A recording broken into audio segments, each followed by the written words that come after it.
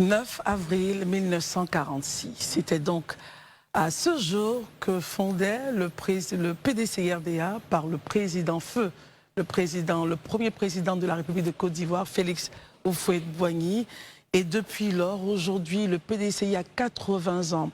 Différentes structures, différentes institutions au sein de ce grand parti qui a donné donc naissance à notre pays, la Côte d'Ivoire. Mais aujourd'hui, quelle réalité? Alors, entre démêlés judiciaires et quête d'unité, le PDCI-RDA a ouvert donc les célébrités avec un bon discours, un grand discours de son président Tidiane Thiam qu'il a fait par vidéoconférence. Et vous le savez, à cette cérémonie d'ouverture, on va le dire, il y avait les partis politiques représentés, dont celui de Mme Simone Eivek Gbagbo, Mme Boni Clavry, et une forte délégation du RHDP, parti au pouvoir. Quelques mots choisis pour vous. Alors, il dit, en substance, et je le cite, « Je me réjouis donc à nouveau que dans le même esprit, le président de la République ait répondu positivement à notre invitation, dit-il, et ait veillé à se faire représenter ce matin à haut niveau à cette cérémonie historique pour notre pays. » Cela n'a toujours pas été compris au sein du parti, mais c'est une indication que le PDCI a toujours été du côté du respect des institutions et de la réconciliation. Vous avez noté qu'après les événements qui ont marqué l'an 2025, dit-il toujours, et je poursuis, j'ai tenu à ce que le PDCI assiste à la présentation des vœux du nouvel an au président de la République. Nous avons des adversaires, jamais des ennemis, jamais je ne considérerai ni traiterai un autre Ivoirien, quelles que soient ses convictions, comme un ennemi. Et pour terminer, il dit que quelle que soit notre famille politique, nous devons tous être unis par l'amour de la patrie, notre patrie, la Côte d'Ivoire. Messieurs, dames, quelques mots choisis donc des propos de Tidiane Thiam, président du PDCI, à l'ouverture des célébrités, des festivités du moins marquant le 80e anniversaire de ce grand parti. Marius Komoé, alors observons un peu cette atmosphère qui a prévalu à la maison du parti, la présence de la grande délégation conduite par M. Cissé Bakongo, qui représentait donc le président de la République à cette cérémonie. Ensuite, Mme Simone Eivek Gbagbo, Mme Boni Clavry, bref, et le discours, la quintessence du discours du président Tidiane Thiam. Quel regard? Discours, un très grand discours, un discours salutaire, un discours que nous aurions aimé voir régulièrement être prononcé par nos décideurs, dans la mesure où, en notre qualité de citoyens, observateurs de la vie politique nationale et chroniqueurs sur un plateau télé, nous avons de tout temps et en tout lieu, chaque fois que l'occasion s'est présentée, en appeler au sens des responsabilités de nos dirigeants des partis politiques, qui aspirent un jour, parce qu'au final, on crée un parti politique dans la perspective de présider aux destinées d'un pays. Ce n'est pas en nous servant des discours guerriers, ce n'est pas en se regardant en chien de faïence entre adversaires politiques qu'ils pourront advenir, qu'ils pourront atteindre cet objectif. Et c'est pour ça, d'ailleurs, pour une élection, rien qu'une élection... Vous pensez qu'il faut rappeler le passé juste pour ce discours, Marius? Mais oui, parce que ce discours-là, on aurait dû l'entendre depuis et de tout temps. Et si on l'entend aujourd'hui? Mais pourquoi donc avoir créé les conditions de ce que nous avons constaté, de ce que nous avons suivi, qui ont mené des gens et des Ivoiriens, non des moindres, dont mon ami et frère Damana Adia Picasse, aujourd'hui qui croupit dans les geôles des prisons de l'État de Côte d'Ivoire. On aurait pu éviter tout ça. Mais bien avant lui, il y a eu également mon jeune frère, Blaise Lasme, qui aujourd'hui, lui également, croupit dans les geôles de l'État de Côte d'Ivoire. Je n'oublie pas au passage cette multitude de jeunes et de femmes du PDCI-RDA emprisonnés dans nos geôles. Mais je n'oublie pas au passage également même le porte-parole de ce grand parti qu'est le PDCI, qui n'est autre que M. Brendoubi, qui lui aussi a fait un passage. Alors donc, si on avait évité ces genres de discours, ces discours guerriers, ces discours qui donnaient le sentiment aux Ivoiriens, toutes tendances confondues, qu'entre acteurs politiques, ils se regardaient en chien de faïence, au point même de se présenter à nous, citoyens, votants, comme étant des ennemis, on n'allait pas advenir à cela. Est-ce que vous ne pensez pas, je reste avec vous, que justement ce discours ouvre la voie pour des négociations, pour parler de paix et voir comment est-ce qu'on arrange tout ceci, Marius, pour terminer? Mais c'est tout ce que j'en ai appelé de tout. J'ai appelé de tous mes voeux sur ce plateau. Très bien. Lorsque le président Laurent Gbagbo est rentré en Côte d'Ivoire, Oui. quand il allait voir le président Ouattara, qui a bien voulu lui accorder une audience, comment l'a-t-il appelé? Monsieur le président de la République. Oh, tout le temps qu'il était en prison, y compris ses partisans en exil, il ne reconnaissait pas à la grande majorité M. Ouattara comme étant le président de la République de Côte d'Ivoire. On parlait même d'un deuxième round, hein, pour ne pas dire, pour ne pas revenir, retourner le couteau dans la plaie. Mais après cela, mieux, quand ils se sont rencontrés, au sortir de l'audience, il a dit que M. Ouattara était son frère. À partir du moment où nous sommes tous des frères dans ce pays, on devrait comprendre que tout ce qu'on nous a légué, le père de la nation, fondateur de cette Côte d'Ivoire moderne, nous a légué, qui n'est autre que le président Houphouët-Boigny, dont chacun d'eux se réclame, à l'exclusion certainement des socialistes du parti de Laurent Gbagbo, qui, eux, ont une autre vision de la politique. Mais quand vous prenez ceux du RHDP, quand vous prenez ceux du PDCI, ils se réclament tous d'Houphouët-Boigny.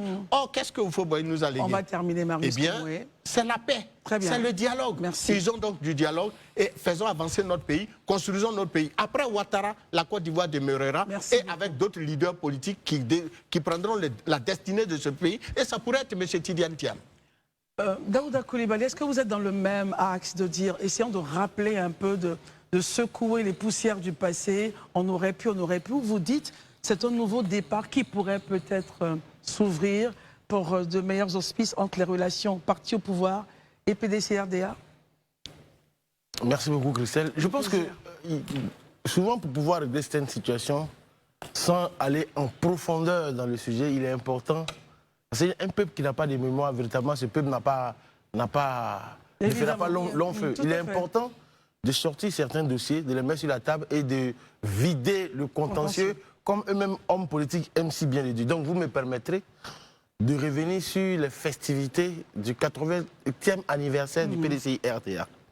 Parce que la célébration des 80 ans du PDCI-RDA, pour moi, ce n'était pas une simple fête. Franchement, ce n'était pas une simple fête. Parce que pour ceux qui savent lire... Ce n'est pas, puisque les festivités vont continuer. Ok. Parce que pour ceux qui savent lire entre les lignes, c'est à une véritable leçon politique à laquelle on a assisté aujourd'hui. C'est dans l'air de rien, parce que c'est à 3 niveaux. Niveau historique, niveau républicain et niveau moral. Au niveau historique, qu'on le veuille ou pas, le PDCI est le plus vieux parti de la Côte d'Ivoire. À part, j'ai envie de dire, le PPAC qui n'y était pas, ou bien madame, le MGC, si vous regardez la structuration de tous les partis politiques qui étaient dans la salle, eux tous tirent leur ancrage du PDCI-RDA dès la base. Parce qu'ils étaient tous PDCI au moment du parti unique. Ça, c'est la première des choses. L'autre chose, c'est qu'un grand parti tous les grands partis aujourd'hui ont trouvé leurs racines là-bas. Donc, il faut reconnaître qu'aujourd'hui, le fait que tous ces partis politiques soient réunis à la maison du parti, à la maison mère, j'ai envie de dire, c'est reconnaître la maturité politique et le respect de l'histoire. Sur l'axe républicain, où j'ai envie de dire de la courtoisie politique, l'image la plus forte, ça reste la présence de la délégation, de la forte délégation du RHDP, qui vient à la maison du parti. Et pour ma part, c'est un message puissant qui est envoyé, qui est adressé à tous les Ivoiriens, pour dire que pendant les élections présidentielles, les mots peuvent aller plus loin que nos pensées. On peut se dire des choses, mais il ne faut pas oublier l'essentiel. Parce que la vérité, qu'est-ce qui se passe? Pendant que les hommes politiques se disent des mots, ça et là, mais après la nuit, ils se parlent. Ils discutent. Ils échangent. Je pense que dans ces vidéos, si vous avez regardé la vidéo de cette fête d'aujourd'hui, vous avez dû voir les larges sourires qu'ils arborent. En même temps, les Ivoiriens sont habitués au large sourire, hein, Daouda. Le point pour le peuple de Côte d'Ivoire, je pense, c'est de dire comment faire pour que les larges sourires, évidemment, à l'orée des élections, puissent demeurer et qu'on puisse traverser sereinement, justement, cette situation. Christelle, je vous comprends très bien, mais en la vérité, ce que j'essaie de dire, c'est que si eux, ils arrivent à se parler, qu'est-ce qui nous empêche, nous aussi, d'avoir de la mesure, d'avoir de la proportion? Très bien. Il faut faire du ratio. Et l'autre chose sur laquelle j'aimerais terminer, et Christelle, c'est l'hommage appuyé de M. Tidiane Thiam. Le chef de l'État? Au chef de l'État, président de la République, Alassane Ouattara. Parce que c'est le moment le plus révélateur. Et vous me permettrez Terminé, Daouda. d'avoir une observation. Sur tous les plateaux de télévision, ce n'est pas seulement à Live TV, c'est pratiquement tous les plateaux. Les éditorialistes, les analystes politiques, les chroniqueurs, tout le monde a pratiquement été voué aux gémonies, insulté, traîné dans la boue, traité de vendu, traité de suppôt de Satan. Mais aujourd'hui, c'est M. Tidiane Thiam qui lui-même parlait de 7 jours pour libérer la Côte d'Ivoire. Les mots durs qu'il a eu à tenir, qui revient, j'ai pas envie de dire cela, mais qui pratiquement revient ravaler son vomi aujourd'hui. C'est là où je parle d'humilité. Je tiens à remercier le président de la République, c'est ce que vous appelez ravaler son vomi. Mais bien sûr, parce que quand un président des partis politiques, ils se sont mis ensemble dans ce qu'on a appelé le front commun, que moi j'ai appelé ici le front de la bagarre. Ils ont fait le trop, c'est trop. Il est parti entouré de personnes qui étaient prêtes à brûler la Côte d'Ivoire. Vous avez oublié l'affaire du Foxtrot? Vous avez oublié le gendarme qui est mort à Agboville après son discours? Moi j'appelle ça ravaler son vomi. Mais quand on en arrive aujourd'hui à dire cela, je pense que ces personnes qui ont passé leur temps en train d'insulter les éditorialistes doivent avoir de la mesure et doivent aujourd'hui présenter leurs excuses à toutes ces personnes-là. Parce que comme Marius le disait, pendant longtemps, on leur a dit le chemin que vous êtes en train de prendre, c'est un chemin qui n'est pas bon. Qui est tortueux. Merci beaucoup pour le beau. Et aujourd'hui, ils se prévalent de leur propre turpitude. Pour terminer, merci beaucoup, Daouda. Aujourd'hui, ce qu'on constate, ça fait vraiment mal. Et la dernière chose, je viens de voir la dame de fer, Simone Eyivé Gbagbo, qui en plein vol a été lâchée par le PDCI. C'est cette dame qui est assise à la maison du parti du PDCI. Merci beaucoup. Où est le PPACI? Merci avec beaucoup. qui ils étaient prêts à aller brûler la Côte d'Ivoire.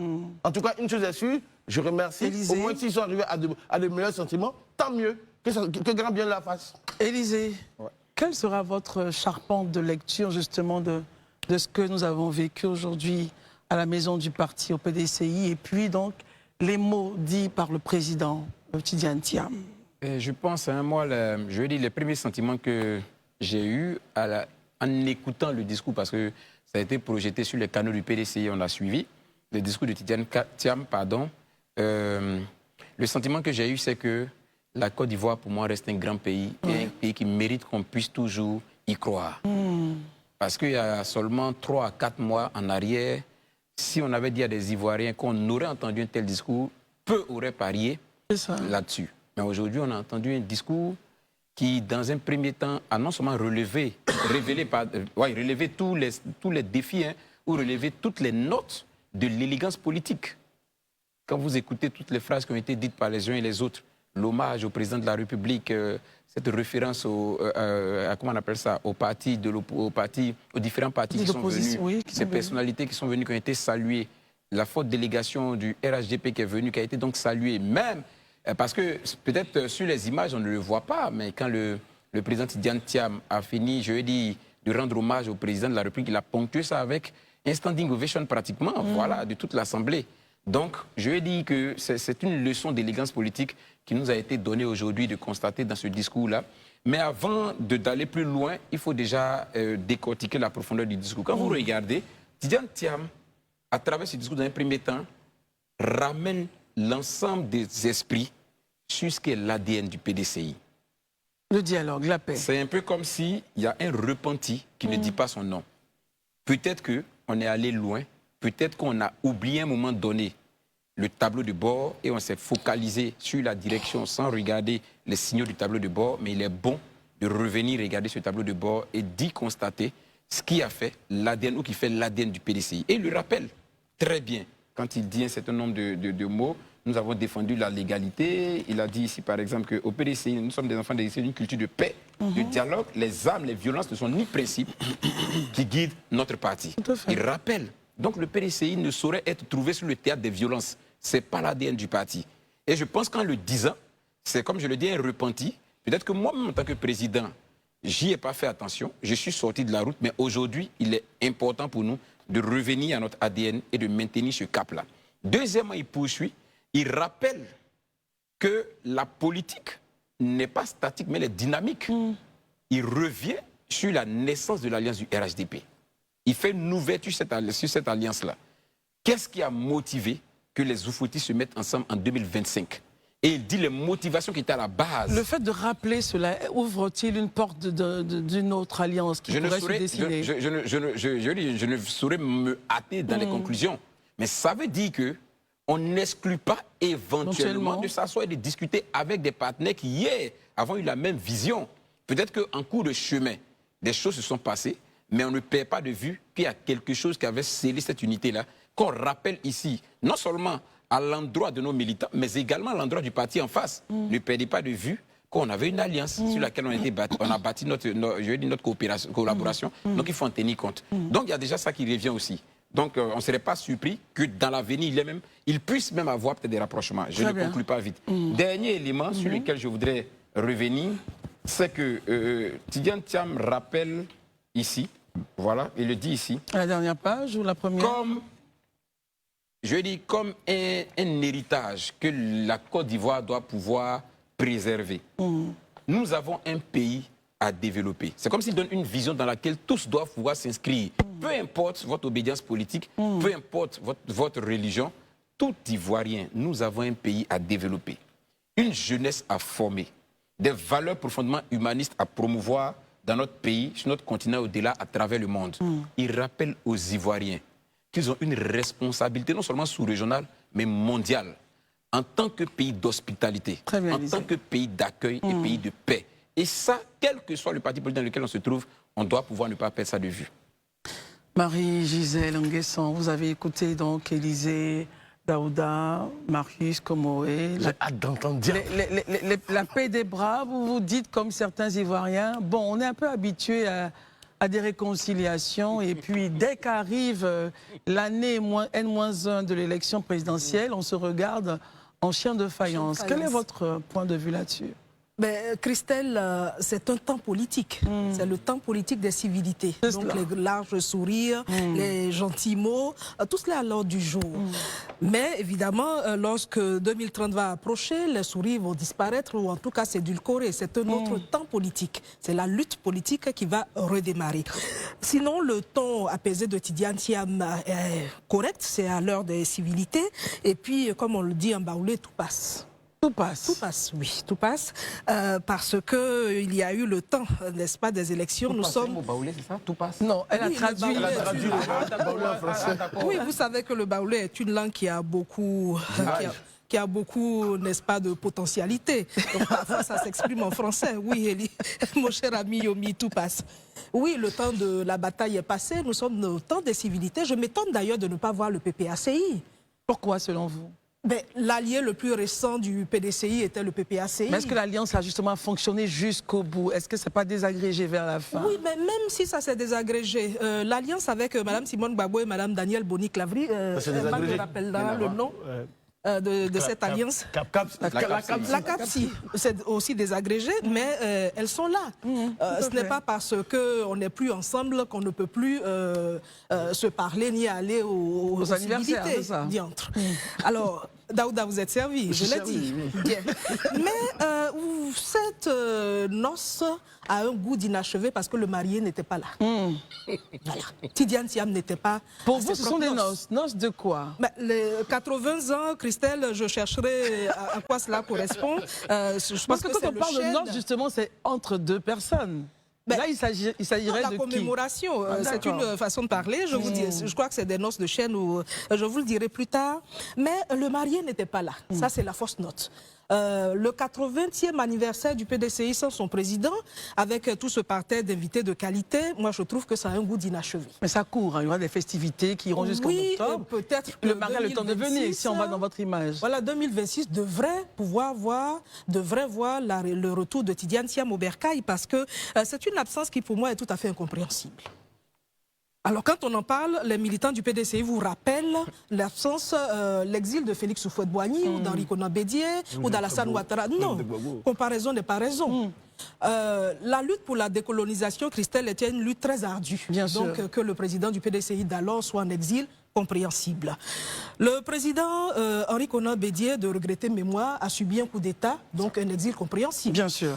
Le président Alassane Ouattara a écopé d'un mandat d'arrêt international décerné par feu Henri Konan Bédié. Exil compréhensible. Laurent Gbagbo, à l'époque, n'est-ce pas, était en exil, voilà, des faits du Mais parti vous ne comprenez unique. pas donc Mais l'absence prolongée surtout prolongée de Tidiane Thiam me paraît incompréhensible. Non, il faut qu'il revienne au pays, qu'il reprenne le gouvernail, parce que toutes les dissensions qu'il y a au sein du PDCI, tous ces procès qu'il y a au sein du PDCI, c'est parce que le président n'est pas là. Est-ce que justement ce genre de cérémonie, cette cérémonie avec ce discours n'ouvre pas la porte justement à des débats qui pourraient le faire revenir? Oui, je pense que ce sont les prémices, n'est-ce pas, de discussion pour un éventuel retour. Pour un retour tout à fait nécessaire, parce qu'il ne pourra pas continuer ainsi. Alors, quand je dis ça, le point d'orgue de ces festivités, qui est la présentation du programme de gouvernement à la clôture à Yamoussoukro, me paraît très important. Vous savez, souvent en Afrique, les partis politiques ont tendance à réserver leur programme de gouvernement pour le dernier carton. Non. Il faut qu'on le sache, parce que ça peut faire la décision, surtout... Déjà créer l'adhésion. Oui, ça peut créer l'adhésion. Donc le PDCI se propose, n'est-ce pas, à la clôture de ces festivités à Yamoussoukro, de nous présenter le programme de gouvernement qu'il ne nous a pas présenté en 2025. Ben, c'est une très bonne chose, c'est une façon moderne de faire les choses. Souvent, ils ne le font pas parce qu'ils ont peur d'être plagiés, d'être copiés. Non, on sait faire la différence. Merci beaucoup Marie-Gisèle Hermann. Pour terminer, la politique en Côte d'Ivoire, elle est belle. Ouais, disons-le ainsi, en attendant les 48 heures avant les échéances prochaines. Est-ce que vous partagez ce point? Mais on est contemporain de ce que la Côte d'Ivoire vit. Donc à chaque... Vraiment, c'est pas nouveau, hein, ces genres d'images. Toujours est-il que c'est intéressant. Et puis, pour la symbolique de l'histoire, vous savez que le PDCI, tous ces militants du RHDP aujourd'hui, à un moment donné, ils ont flirté au PDCI. D'ailleurs, même le RDR, qui a été l'allié du PDCI-RDA dans le RHDP, est né de dissensions entre cadres, entre militants du PDCI-RDA. Donc, aujourd'hui aussi, le RHDP, qui s'est séparé où le PDCI-RDA a été aussi un acteur privilégié. On se souvient de cette formalisation à Paris le 18 mai 2005 du RHDP, qui en son temps était une coalition, c'est bien de le rappeler, de partis politiques de droite qui étaient essentiellement des partis opposés au régime du FPI incarné par le président Laurent Gbagbo. Donc, en son temps, je me souviens bien, j'étais encore éditorialiste dans un quotidien. En 2005, j'avais écrit le mariage entre la CARP et le Hameçon. Et c'est trouvé qu'après, le PDCI-RDA, bien évidemment, est parti. Aujourd'hui, pour revenir sur le discours, je dirais, inaugural des festivités des 80 ans du PDCI-RDA, c'est un sabaridé de Tidiane Thiam. Comment cela, sabaridé? Il a demandé pardon, comment? Ben, je veux dire, aujourd'hui, il n'a pas fait un seul élément. Il ne s'est pas focalisé sur son cas particulier. Habituellement, dans ses discours, il rappelle un peu qu'il a été spolié, il était candidat, il avait tous ses droits. Aujourd'hui, pas ça. On rappelle les bons offices, Marie-Gisèle fait bien de les rappeler, du RHDP, parti oufouettiste, pour montrer une sorte de vision commune. Bon, en fait, en réalité, peut-être j'allais dire, le PPACI a prophétisé. Le PPACI, devant cette scène, à l'alliance avec le PDCI-RDA, il s'est envolé dans le discours. Avec le PPACI, il s'est envolé dans ce discours. Rappelé dans le discours. Et voilà pourquoi, ce qui justifie cette forte délégation du RHDP à cette conférence Oui, mais il a inaugurale, écrit on au n'a pas président vu de la République, Herman. Vous dites? Il a écrit, il a fait un courrier. C'est pas la première fois que le PDCR, les partis politiques écrivent. Et je me dis même que peut-être Tidjane Thiam a eu peut-être au téléphone le président. Ça, on n'en sait rien. Le président Alassane Ouattara. Mais avec tout ce qu'on voit, c'est comme si on le voit. Donc, le président Ouattara, parce que moi je connais ce parti, on le connaît un peu, plus ou moins, il ne laisse rien au hasard. Il a certainement donné des instructions fermes pour que vous soyez nombreux là-bas. Daouda a salué le retour du PDCRDA à la maison du parti. Donc voilà, maintenant, qu'est-ce que on gagne? Marie Gisèle a posé une question très importante. Est-ce qu'il va revenir? Parce que tout ce qu'il a fait, ce Sabaridé là, normalement, demain, il doit prendre le billet, le tout, et puis ne pas être inquiété. Parce qu'effectivement, ça, je vais faire comme vous ici, sans... s'il ne fait pas ça, peut-être, son parti va toujours connaître des embrouilles. S'il ne revient pas en interne, il sera fragilisé. Donc, est-ce qu'il a le choix? Il avait le choix de ne pas orienter son discours ainsi. Mais en même temps, quand il fait un courrier au chef de l'État, et il le dit déjà à l'entame, c'est avec beaucoup de plaisir que nous avons accueilli la décision du président de la République de se faire représenter. Oui, mais il a formulé... à cette importante cérémonie dans l'histoire de notre pays. Donc, oui, mais vous dites qu'il a fait un discours stratégique parce qu'il veut rentrer. C'est pas parce qu'il veut rentrer forcément. Mais in fine, on voit qu'aujourd'hui, Tidjane Thiam n'est pas dans une sorte d'opposant frontal au régime en place. Il est en train de préparer, peut-être qu'il écoute les conseils, ce qui lui aurait manqué. Comment est-ce qu'il faut faire pour essayer de rentrer dans une sorte de grâce du président de la République pour que tout fonctionne plus ou moins pour ton parti. Peut-être qu'en interne, ça va calmer les ardeurs. Voilà. Justement, et la question de l'audace, qu'en interne, avec une telle orientation, on pourrait arriver à ce que ceux qui ont donc envoyé une convocation, une assignation, c'était le mot que je cherchais, ceux qui ont fait l'assignation pourraient la retirer parce qu'on pourrait aller vers une autre vision, une autre gestion. Tout le monde décriait, en tout cas ses opposants décriaient sa gestion. Est-ce qu'avec ce discours, on pourrait voir tous ces procès disparaître, Daouda? Je ne dirais pas que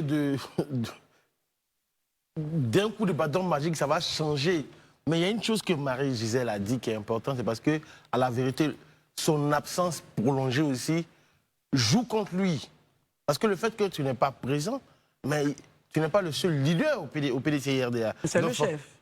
Oui, même si tu es le chef, on peut, je ne sais pas comment on le dit, on peut, en français, comment on dit, impeachment. Oui. Voilà, il y a des gens qui peuvent... Vous pouvez traduire ça? Non, en fait, faire en sorte qu'ils soient mis à côté. Une procédure. De faire une procédure pour te faire quitter. Et je pense que c'est tout à fait normal. Pour moi, ça, si Tidjane Thiam revient, et la dynamique dans laquelle aujourd'hui le PDCI a commencé à s'inscrire, parce que depuis, il ne faut pas oublier aussi, c'est vrai qu'on peut être souvent dû, mais le PDCI n'est pas un parti qui va en guerre. Même dans leur relation avec, comment on appelle ça, le front de la bagarre, leur positionnement n'était pas le même que celui du PPACI. On l'a dit, leur ADN, c'est celui de la discussion, des débats, du dialogue. C'est important de le dire. La chose sur laquelle je vais terminer, c'est que tout à l'heure, Herman semblait dire... Moi, je pense que le PDCI est un parti structuré. 80 années, vraiment, c'est pas 80 ans d'un homme. Pour un parti, vraiment, il est arrivé à ce niveau.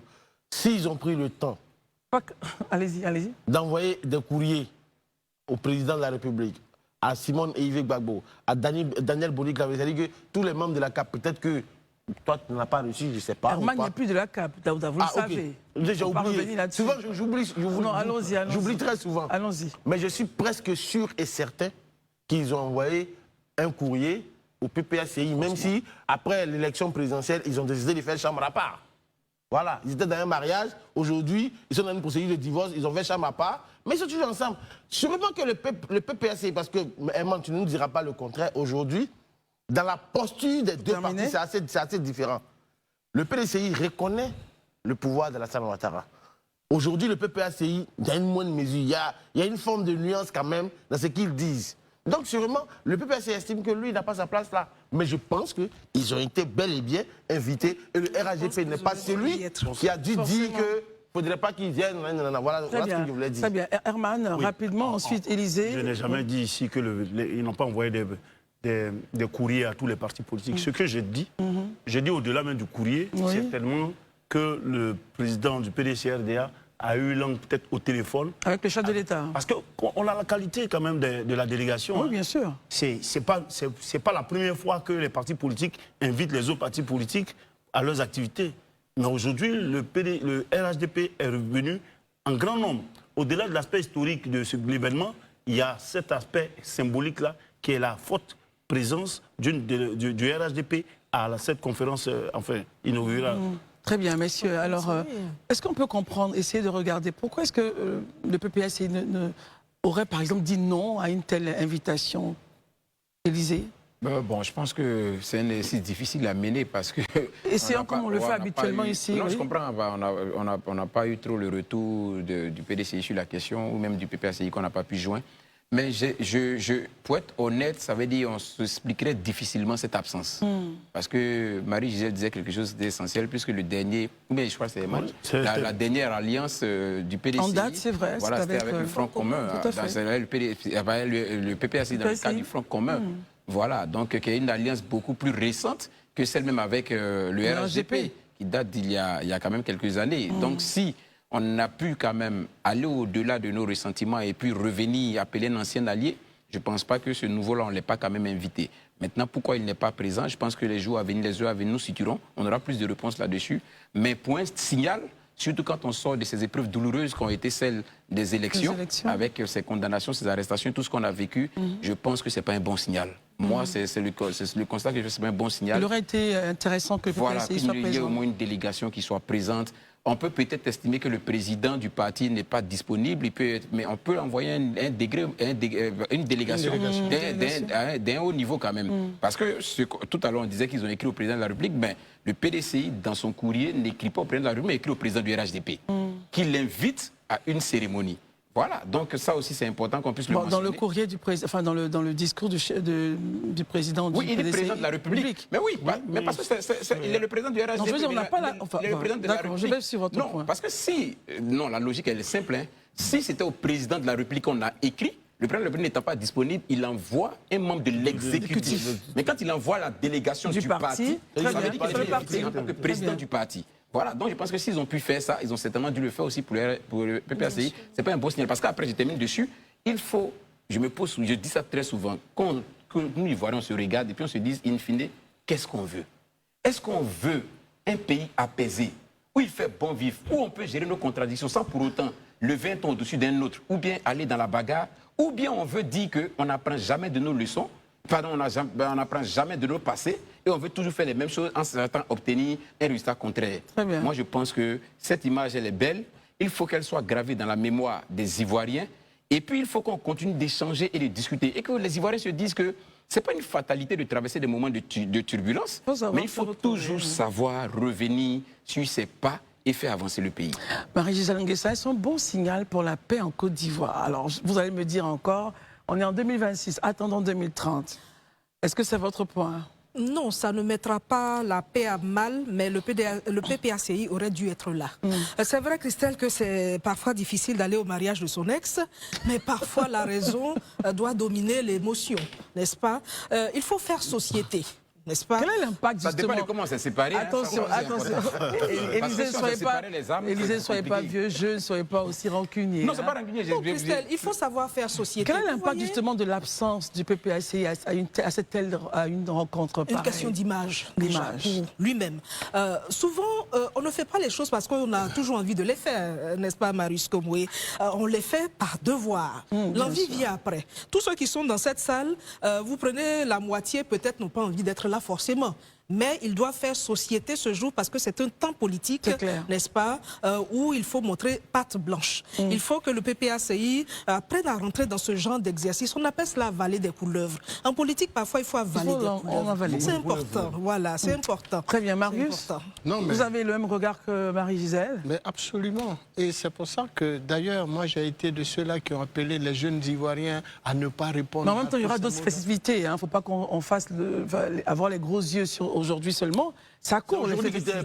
Non, non, non, mais le discours que vient de tenir M. Tidiane Thiam ouvre la porte donc à une, j'allais dire, à une normalisation du jeu politique à une normalisation de l'action politique du PDCI-RDA qui essaie de voir au-delà. Parce qu'en vérité, c'est le parti qui nous a fait, tous, sans exclusion, y compris ceux qui dirigent le RHDPO également. C'est le PDCI-RDA qui a construit ce pays. Et après, au fouet, personne n'a fait ce que Ouattara a fait. Le président Ouattara a fait. Et donc, il faut reconnaître des choses assez claires. Mais après Ouattara, qu'il soit Tidiane Thiam, qu'il soit un autre, ou tout autre Ivoirien compétent qui prendra le destin de ce pays, mais il ne fera que construire la Côte d'Ivoire pour le bonheur des Ivoiriens. Pas pour le bonheur des siens, mais pour le bonheur des Ivoiriens, dans leur ensemble, sans distinction.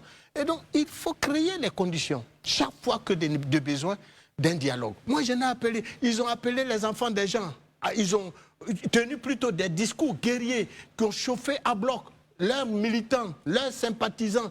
D'autres sont descendus dans la rue. Ils ont paralysé les rues, ils ont brûlé des véhicules, ils ont saccagé des biens publics. Beaucoup ont été arrêtés. De tous ceux qui ont lancé ces mots d'ordre, lequel a eu son enfant arrêté? De tous ceux qui ont lancé ce mot d'ordre, lequel a eu un de ses biens matériels caillassés ou brûlés?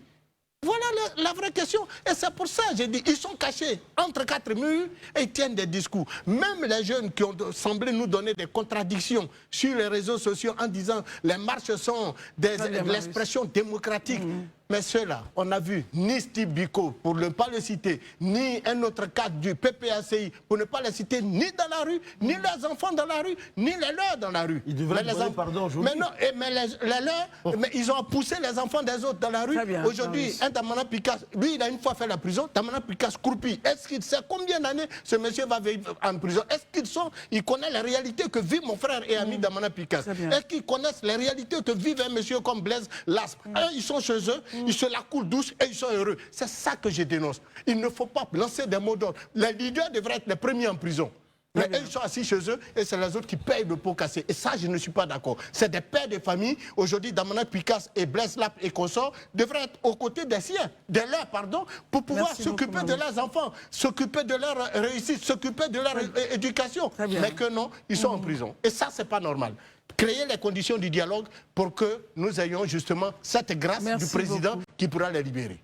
Herman, parlez donc J'espère bien Marius, que les téléspectateurs seront indulgents pour cette sorte de hors-sujet de mon aîné Marius Komoué. Parce que hors-sujet, aujourd'hui, on parle de conférence inaugurale. C'est à vous de juger, moi, mes prises de position, mais c'est vous qui êtes en hors-sujet. Parce que vous avez un discours de malhonnête qui ne dit pas la vérité aux Ivoiriens. Mais il ne peut pas me dire je suis hors-sujet. On est là pour ça. Marius Komoué, j'allais recadrer. Ah, mais il fallait le faire aussi. C'est pas normal que tu puisses pas juger de mes propos. Merci beaucoup, Marius. Qu'est-ce que toi tu dis de plus important que nous ici? Merci beaucoup, Marius. Vous mentez aux Ivoiriens et vous êtes assis sur des plateaux. Là, maintenant, c'est moi qui ai la parole. Je suis désolé. Très cher Herman, ne dites pas qu'il est hors sujet, c'est son point. J'allais le rappeler et dire attention, Marius, est-ce qu'il faut rappeler ceci? Mais ce n'est pas le lieu de dire, c'est hors sujet. Allez-y. Ce que je voulais ajouter, parce que nous tous, comme je dis toujours souvent ici, on ne peut pas maquiller l'histoire. Les violences en période préélectorale, comme en période électorale en Côte d'Ivoire, ça ne date pas d'aujourd'hui. Et ce n'est pas l'apanage seulement de l'opposition.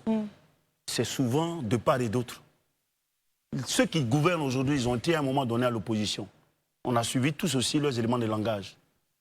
Ceux qui sont aujourd'hui là, ils sont confrontés à une certaine opposition qui aussi a des éléments de langage. Mais dans tous les cas, lorsque la question se pose, c'est tous les acteurs politiques, quel que soit leur bord, qui sont confrontés à ces genres d'usage des mots violents ou bien de la violence. Donc je pense que c'est pourquoi j'ai parlé de hors-sujet. Ce n'est pas forcément pour lui seulement, mais seulement qu'on a un sujet là. C'est le PDCI-RDA qui nous convoque aujourd'hui à 80 ans de festivités de leur anniversaire. Merci. On aimerait entendre vos avis, partagez-les en commentaire.